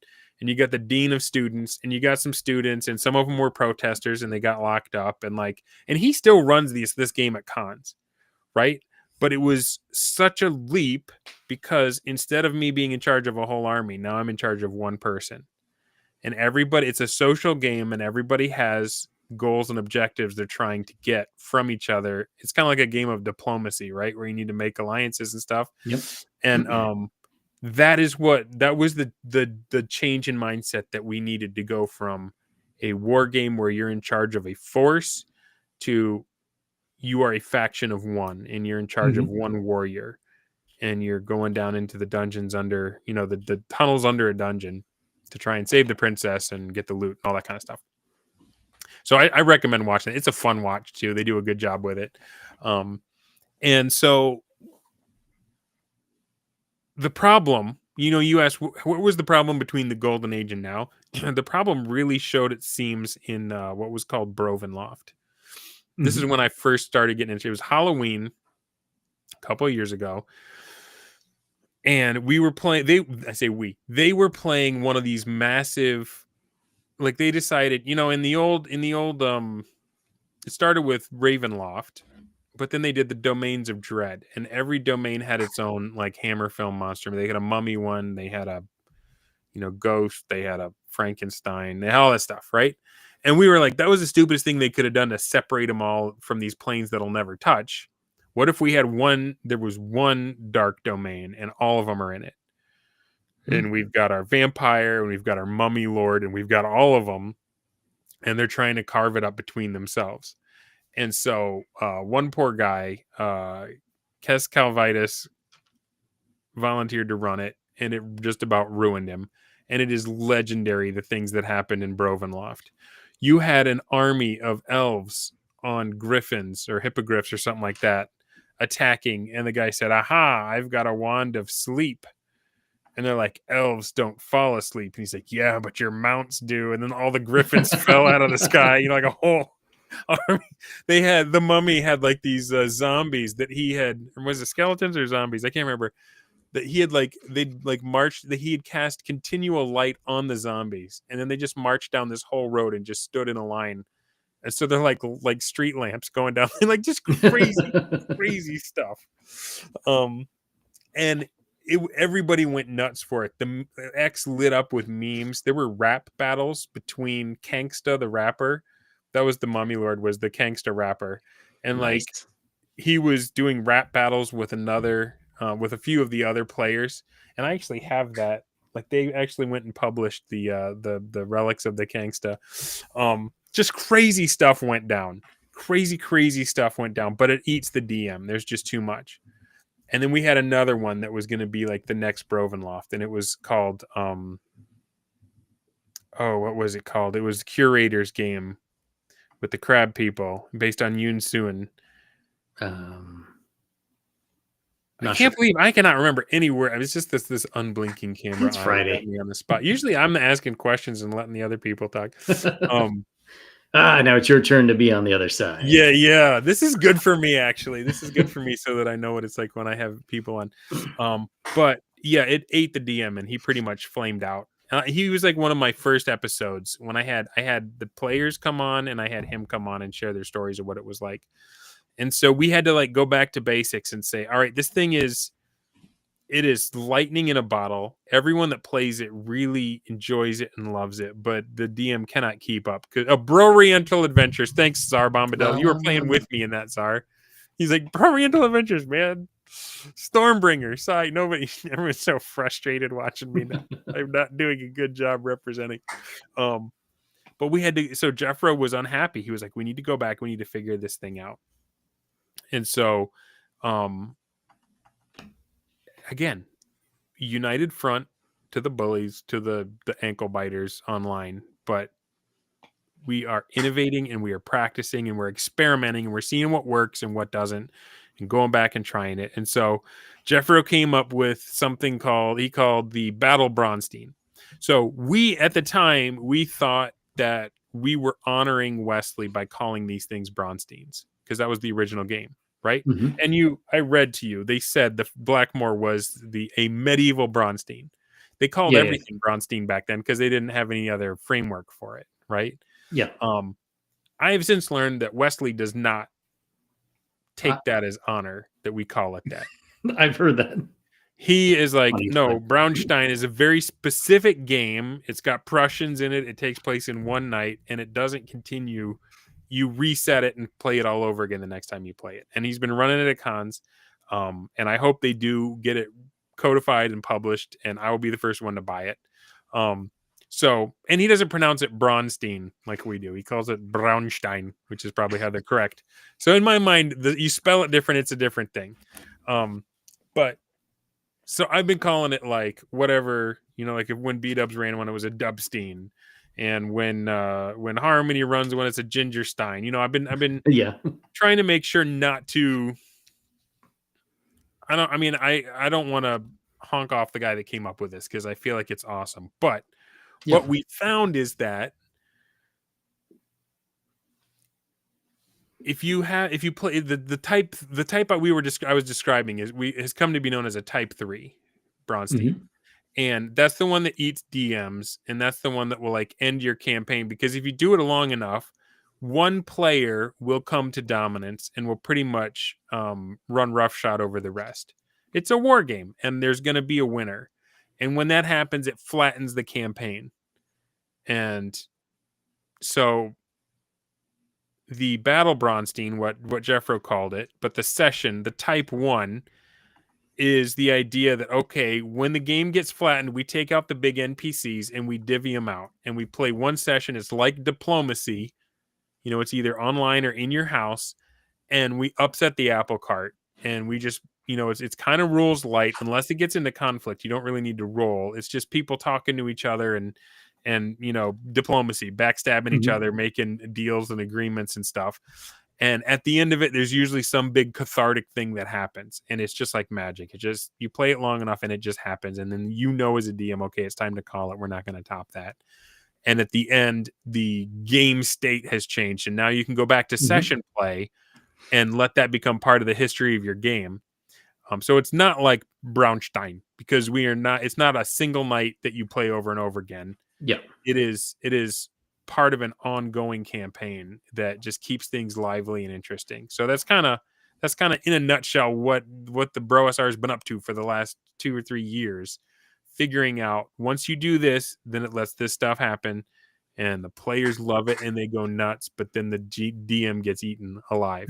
So how do we fix that? Okay, next thing we do, and the problem is, as you play with these things, you develop a vocabulary and you get a mindset of how you play. And we're branching so far off what the mainstream is right now that we almost can't even communicate when we talk about what we'll use the same words and mean something different. Like if I say the word campaign, that means one thing to a 5e player. It means a completely different thing to a BroSR guy, and it means something slightly different to a war gamer. You know, so it's like. And I feel like a lot of the tension might be just us talking past each other because we have fundamentally shifted the framework of what we're the assumptions we make as base to playing the game, if that makes any sense. Yeah, no, I totally agree, and especially with newer players, like there's such a large population of people who picked up the game with 5e. Yeah. Their expectations of what the game should be is very different from people who started playing in the 70s and 80s. It's spelled out in the beginning of the 5e DMG. It talks about how like the point is the story, and it's the players coming together to weave into it. And I'm like, no, the point's not the story, man. The story happens by the by. Yeah. The point is the spotlight is not on a mono party that gets all the attention ever. And has like the spotlight is on a dangerous, deadly world. If your character dies, it should at least be hilarious. Yes. Right? Preferably. It should be something that we all laugh about and throw popcorn at each other over. It shouldn't be like, oh, my story is ended and my game is over. I've got to come up with something totally brand new and try to invest in it, because the world keeps going, whether your guys make it or not. Yeah, for sure. Well, and the question is, should characters die? I guess is a question now too. Which the answer is obviously yes, if they're not careful. I feel like if they don't, like how do you get your players to be scared? How do you get them to respect the world or the game? To me, half of the fun of playing 1E is not just discovering the world and having a story for my character, but discovering the rules. How harsh are the rules? How hard am I going to have to play to do well at this? Do I want to push over story time? Or do I want to actually know that my decisions matter and that I've got to bring a certain level of eliteness if I want to? Because, I mean, wizards, my magic user, they do not start off strong at all. They are pretty weak. Right? Yeah. And if death isn't, like, I think, how do you learn if you don't fail? How do you grow from that? The other thing is, I like method 3. This is kind of a topic that's going on right now on X. Method 3 in the DMG for rolling up a character. Do you roll 46, drop the lowest, and you pick where the stats go? Or method 3 is you roll for each stat in order. You roll 3d6, but you roll it 6 times and you take the highest. And what that means is you're not going to get a terrible character. You're going to get enough chances that you don't just, get 9s on everything, right? Yeah. But you aren't going to necessarily know what you're good at until you get all your stats. And then there's certain classes you just can't play if you don't meet not everybody can be a monk. Yeah. Not everybody can be a paladin. Paladins are rare. You need to have a 17 charisma to be a paladin. So those guys are special, and then they feel special. But the other thing it does is I learn more of the game. If I just only want to always play a magic user because that's what I'm used to, if I get to put the stats where I want, then that's all I'm going to do. And my guy dies, I'm like, well, here's his twin. I changed one letter in his name and he's back, Whereas you roll method 3, it's like, now I got to figure out how to play a thief. Ooh, I get to play an illusionist. We haven't had one of those before. What do they play like? And so like you learn about the game is one thing that's fun, and learning about the world is the other. And I think Brian was there, the one where we were in the river dungeon, and I found somebody found a chest of gold, and I checked it for traps, and it wasn't trapped. And so we opened it, and we were about to dig our hands in, and then we had to stop playing the game because the trap was that all of the coins were coated in poison. Ah. And so then we stopped playing and we all turned to the DMG to the poison rules because there's rules about how hard it is to conceal. Like, how would you know if it's poisoned? If it's we had to figure out what kind of poison it was. And if it was a lower, if it's a cheaper poison, it's harder to pass undetected. And like, nobody was worried about the immersion being broken. Nobody cared that the story stopped. We were just fascinated with the game and we wanted to know what the poison rules were, especially the assassins in the group who were, by the way, trying to pass themselves off as thieves because we did have a ranger about, So like, to me, there's like a certain joy that comes from just learning the game. And some of the rules that seem the most frustrating and limiting, I don't get to choose what kind of class I'm going to be. I just have to roll these things up and then pick the one that fits best with what I can do. But then you're going to learn, you're going to learn this corner of the game that you would not have otherwise. Yeah, no, I agree. I think one thing too is a generational difference. And I've been wondering about this more recently. Like, if you look at people who picked up the game in the 70s and 80s. It's odorless. I would bet my life on it. There's a good chance that you played some sort of tabletop role-playing game before you would have played a video game. Yeah. Whereas most people now, the younger people, they grew up playing video games, and then at some point they get introduced to a tabletop role-playing game. So I think their conceptions of what a tabletop role-playing game is skewed by, like, in a video game, you want to make it so that the enemy party or group or whatever you're facing is always beatable. Yeah. You always want to defeat it on your last hit point, right? Yeah, exactly. That, and even if you don't defeat it, like, you can come back. So I think so part of the issue is, like, people just need to be in, even if it's modern rule set, a game that's played like an old school game, and once like 2 or 3 of your party members get whacked, and they're not coming back, then people start playing real conservatively. You randomly roll a red dragon on level 1 of the dungeon, and it's like, you are level 1. If you do not run in this moment, you are a bad player. Right? Like, yeah, exactly. If I'm playing Baldur's Gate 3 or whatever, and like I haven't, like, my leveling hasn't equally matched the challenge, because that's the other thing. If you play that style and they don't kill it on their last hit point, how likely are they to blame the DM for running an unbalanced encounter? Do you want to step in front of that? Why'd you throw that at us? We couldn't handle that. I would personally, I would just laugh and be like, "Yeah, I did." Yeah, but that's me. Man, you rolled a 7. That's what was hiding behind the door. But that's the thing is, you rolled it. You want them to look at the world and be like, there are dangerous things in this world. Yeah. And sometimes you got to recognize when you're overmatched. You got to go back to town. Maybe you need to hire a sage for a week to figure out what's the weakness of the dragon on level 1, because that gives them a chance to plan and plot and think ahead and take the game more seriously.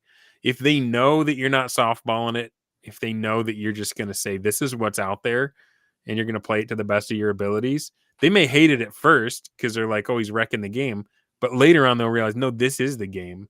Yeah. How do I not how does my player get enough hit points to defeat the next thing, but like, how do I, as a player, become good enough at the game of Dungeons and Dragons to realize when we need to run, realize when we can press the attack, and that kind of thing. Yeah. I totally agree.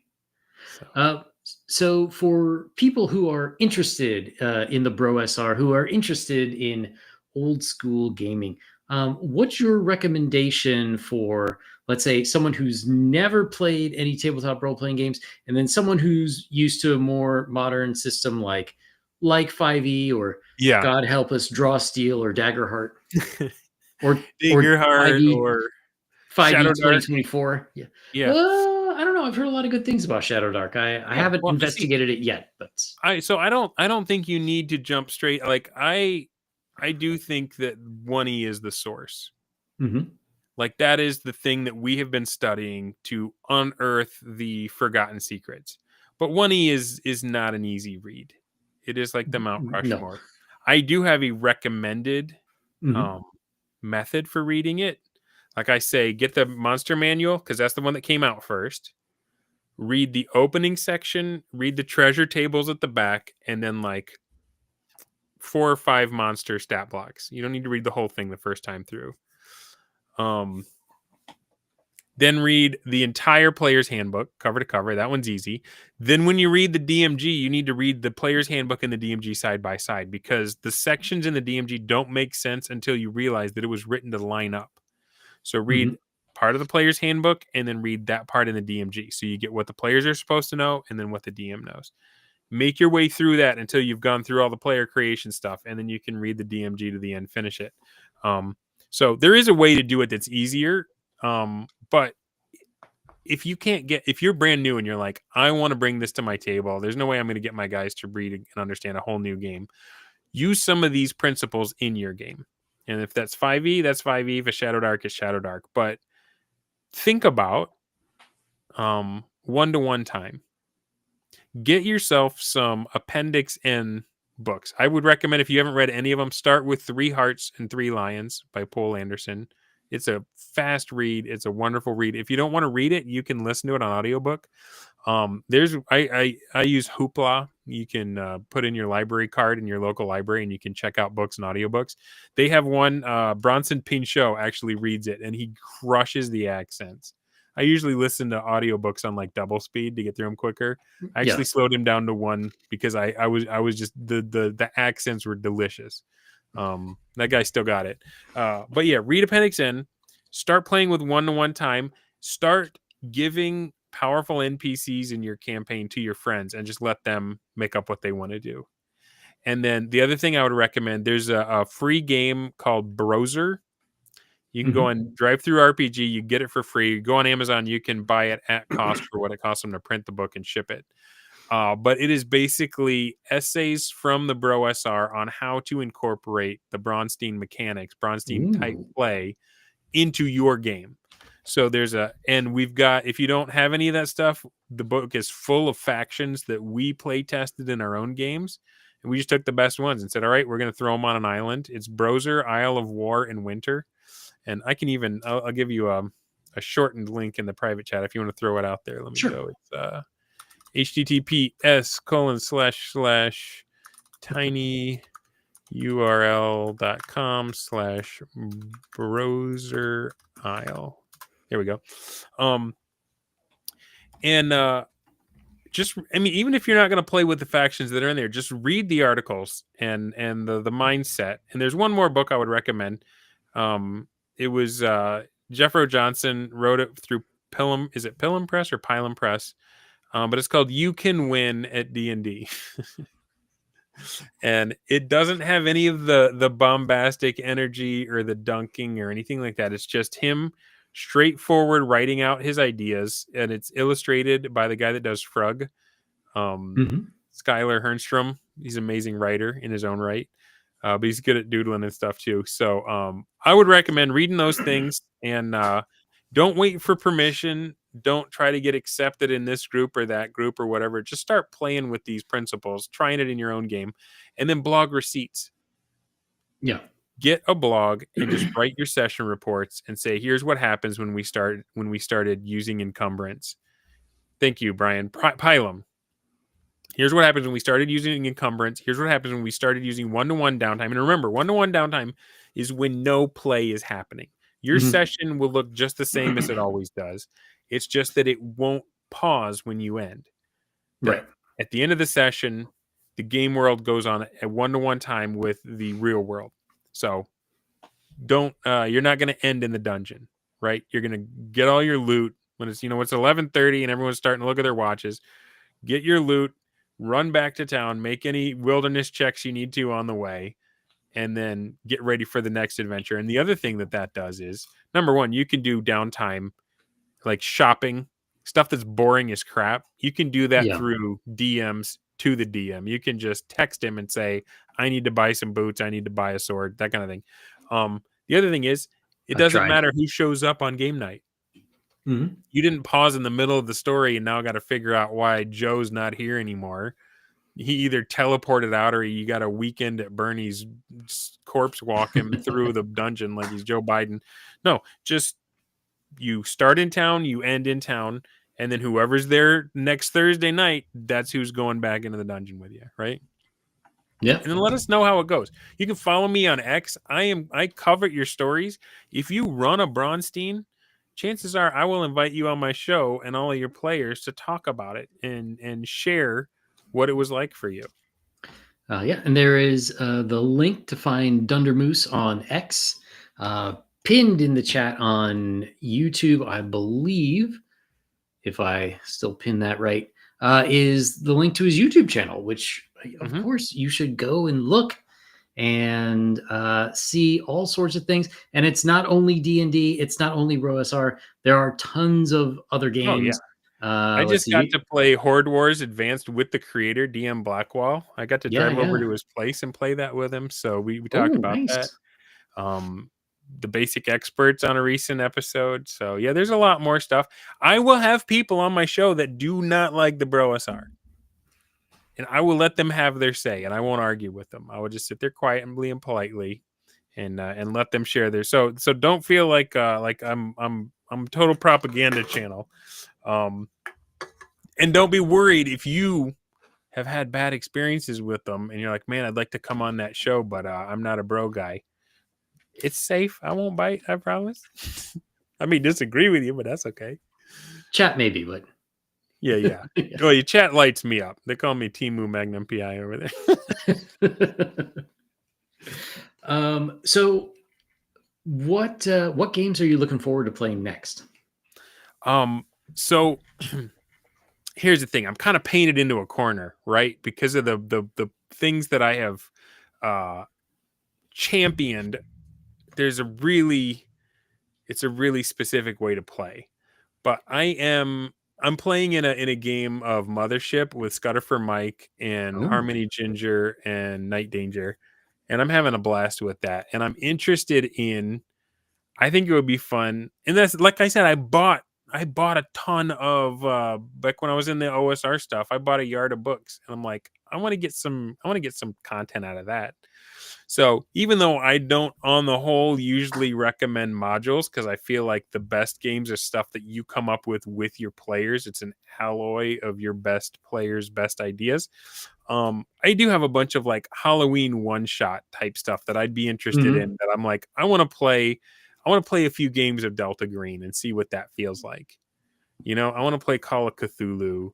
I want yeah. to play some of the scarier one-shot modules. It has to be something you could fit in one night, right? It has to be something Halloweenish.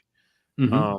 But so yeah, I might be playing some just disgustingly conventional modules in the near term future. But I'm having a blast with it. Scudder for Mike is our DM for Mothership, and it's really fun. I'm still enjoying learning some of the old stuff that I never played, like what is it? Traveler. Traveler is an amazing, concise, tight game. You can fit your whole character sheet in one string of numbers, right? Letters and numbers, and like Mm-hmm. that's all your stats and all your abilities and everything. All you got to write down is your how much money you have in your equipment. Um, I read the first Doomerest novel, The Winds of Gath, so I'm yeah, I got a lot of interests. I don't have enough time. That's something I want to ask you about. Like, how Mm-hmm. long you been doing this YouTube thing, bro? I was there 3,000 years ago again. No, I started well, that's a good question. I started 2019 Okay. making videos, which at first were just comic book reviews. Yeah. And then there was a guy who created comics, and he made a mistake because one day on Twitter he said, if anyone ever asks you to go on their YouTube channel to talk about your comic, you should say yes. So within like 5 minutes, I hit him up. I'm like, hey, I got a small YouTube channel. Yeah. Right I on, think, man. and I think the funniest part of that was I think I had 8 subs at the time, but like 7 of them were my alt accounts. So Just and I fake it till assumed you make it, right? yeah, I assumed the other one was a bot. So he came on, and then because he came on, I was able to start getting other people on. So Right on, man. So how did that impact your gaming? um that's a good question. So for the first while, it didn't, because Hmm. I was playing in somebody else's game. Okay. And to start out, I wasn't really doing much with gaming. But then I decided to write my campaign guide in, well, actually, it started as a lark, as a one shot in Hmm. for Halloween in 2017. Hey, right. And then people kept asking me questions about it, like, why was this like this? Why is that? What was the meaning of that? So I said, maybe there's something there. But it was, I think, around like 2019 when I started talking about games more on the channel. And then it changed a lot because just having people that, like you said, don't agree with or just have very different ways of playing. Like, Yeah. like I had already written my campaign guide, and I think I had Harmony on maybe a year and a half ago. And my campaign guide in no way, shape, or form was designed to be one-to-one time, and it was no way, shape, or form designed to be Braunstein. Yeah. However, after talking to her, I realized, like, oh, this is already set up pretty close to those things. So Heck then yeah, I bro. included some sections in there, like, well, one is on the importance of like why you need the calendar, Yeah. but the campaign guide is calendar driven, and then like mentioning that you can do Braunstein, like you can have multiple groups in the same area at the same time, and there's sort of two larger countries that you end if you follow the story, Hmm. you'll end up playing on two continents, and it's like you could technically start in either one, Yeah. and then just sort of like pick up the series events as you go on. So to make a short story long, by talking to other people, I realized like uh, it made it easier to turn my campaign guide from like a Dragonlance single everything on rails story idea to Hmm. being much more free form, to like, so I was able to write in there like, all right, if you want it more story based, just do this. If you Yeah. want it free form and you don't care about the story at all, just these are the few things you want to keep in mind, and otherwise here's all the random tables you have in the for your hex crawl or whatever, and just go do that. Right on, man. Because for me, I'm at a spot where I've been doing it almost 2 years. September, Mhm. I'll be doing it 2 years, and it is starting to get in the way of other stuff. Right, Oh, like yeah. Wednesday, I had Blackwall on, and we did our after action report on Horde Wars and Dropship, which Mhm. was amazingly fun. But I had to cancel. I was invited to play a game of Pirate Borg with a friend, and I'd played one session with him, and I couldn't do it because of the show. And it's the thing about this hobby is you sit down to play, it's going to be 4 or 5 hours, right? Yeah. It's not like a video game where you can do it for 20 minutes and then turn it off and take care of your family or go to church or, whatever. And so like, I'm interested when I meet guys that bigger channel, more experience, like how do you balance it? How do you keep it going? And how do you Oh. make sure to keep the main things and not let one thing kind of, Oh, well, well, I think it depends on what your purpose is. yeah. Like, so, like I mentioned, I started talking about comic book stuff. I originally started the channel because I planned to make a comic book. And one of the ways that you sell indie comics is by going on a bunch of channels. Yeah. And Just become a known quantity in the community. Yeah. yeah, and if you suck at it, no one is going to want to buy your book. Like you have to be your biggest cheerleader, number one, Yeah. and number two, you have to be well spoken and being able to be in public, dealing with people in the chat, dealing with guests who like maybe they don't agree with you and maybe they have diametrically opposed ideas. Yeah. You still have to be able to get your point across, and to be able to do the things that you want to do. So that was all my original intent was. And then the second thing was, I want to get people who know how to do the things that I want to do, and I'm going to Yes. get them to teach me to do it for free. That's right. So you know, That's in addition to like comics and games, like I'll have I had oh crap, I forget her name, Chloe something or another, who does maps now professionally. I've infected you. Chloe My the cartographer. being bad at names, you're getting it from me now. I apologize, bro. So you know, and I've had various artists. I think I've seen her stuff on X. Chloe the cartographer. Does she do like a little like sped up drawings of maps and stuff? I think she might do it now. I know that she's been commissioned to do some for larger Cool. books, and she's been published. And you know, hopefully, I'll get some more on. Had some scheduling issues, but you know, I've had artists. I had Richard Witters, who was art director for Magic the Gathering and Dungeons and Dragons 5e. So just to get, you know, a bunch of different perspectives, and you know, so I would You say, got Marcus in the chat. Marcus Whalen. oh yeah, that's right. Oh, he left, unfortunately. Oh, okay. I haven't had him on my show, but I've interacted with him a lot on X, and he's been in the chat a couple times and stuff. So yeah, you get to meet people. There's no way we would have met if we hadn't done this, right? Exactly. You know, I'm friends now with the Dungeon Delver, Nice. and well, you guys have another show, you do, right? Like you and Dungeon Minister and Dungeon Delver. Yes, we do the Nerd Council of Doom. The Nerd Council of Doom, right? So I got the one that I'm on is called the Random Table, and that's the one where I do with Harmony and Scottifer and Scott Night Danger.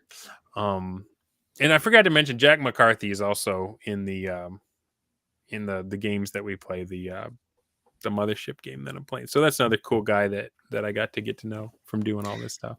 Yeah, but so this channel is all about me.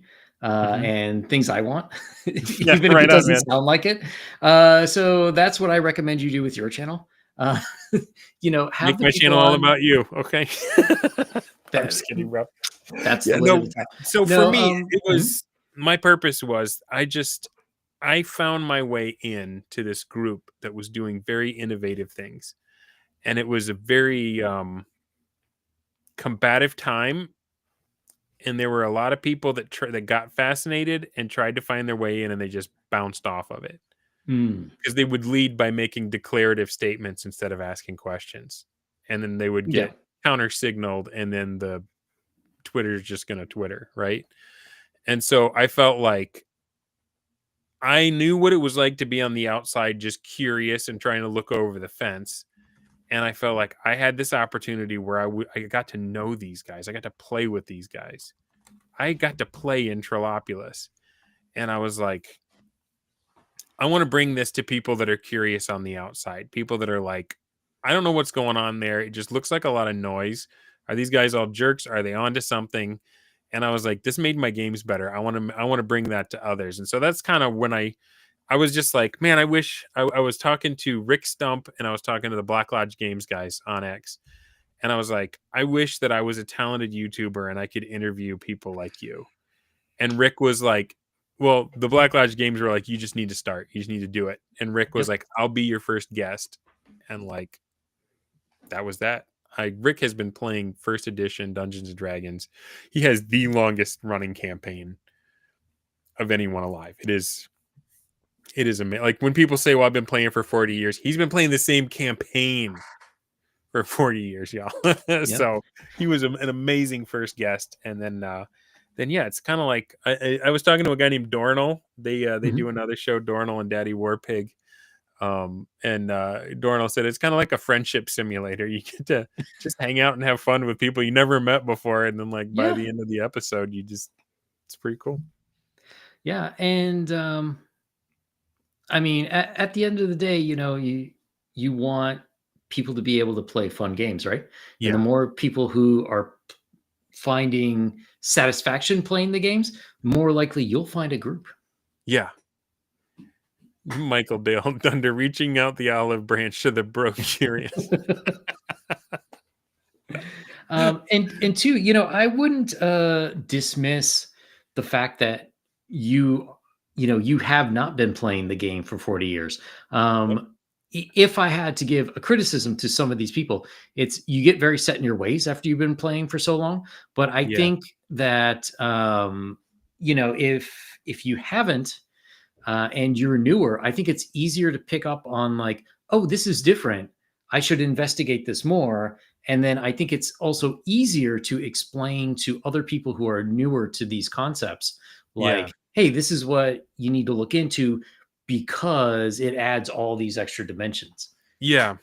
And I am not, I can't play the heel. It's just not in me. I'm just a dyed in the wool face. Um, I want people to know how fun this is. And if someone disagrees with me, you know what? You probably know more than I. Take my opinion with a grain of salt. And I don't have 40 years, and I'm okay to let the other person. I want to find a way to be excited about this stuff without making someone else feel like I'm challenging their experience and perspective. Like they're valuable to me. It's not lost on me that someone's got more experience than I am. Mm-hmm. I just think for me, this stuff is radically different than the stuff that was handed down to me. The things that we used to do as a people, as a nation, as gamers, to my mind right now, feels way more exciting and fascinating and strange and bizarre. And I'm way more curious about it than I am about continuing to play in a conventional style that I feel like I've had those experiences. So I don't know how to say that without sounding like a complete jerk and telling people they're playing D&D wrong. And I got buddies that are like, you know what? If we were all Dunders, nobody would even be talking about this right now. If we were all polite and just trying to get along with everybody, like Yeah. it would have just been like, oh, well, that's you and I'm me. And I'm going to continue home brewing and house ruling and ignoring the original rules. And so I can't say that my approach for this is even right. But I'm just thrilled that I get to talk to the people that have been dying on that hill, that have been getting their butts kicked in the trenches and just hauling out just pure gold nuggets of how the game can be played. And on that note, it's Yeah, we we said are 2 coming up hours, on bro. the Sorry. 2 hour mark, Yeah. and I'm sure your wife would like to see you at some point. So, Thank you so much for having me on this show, Yang. I really yeah, appreciate it, man.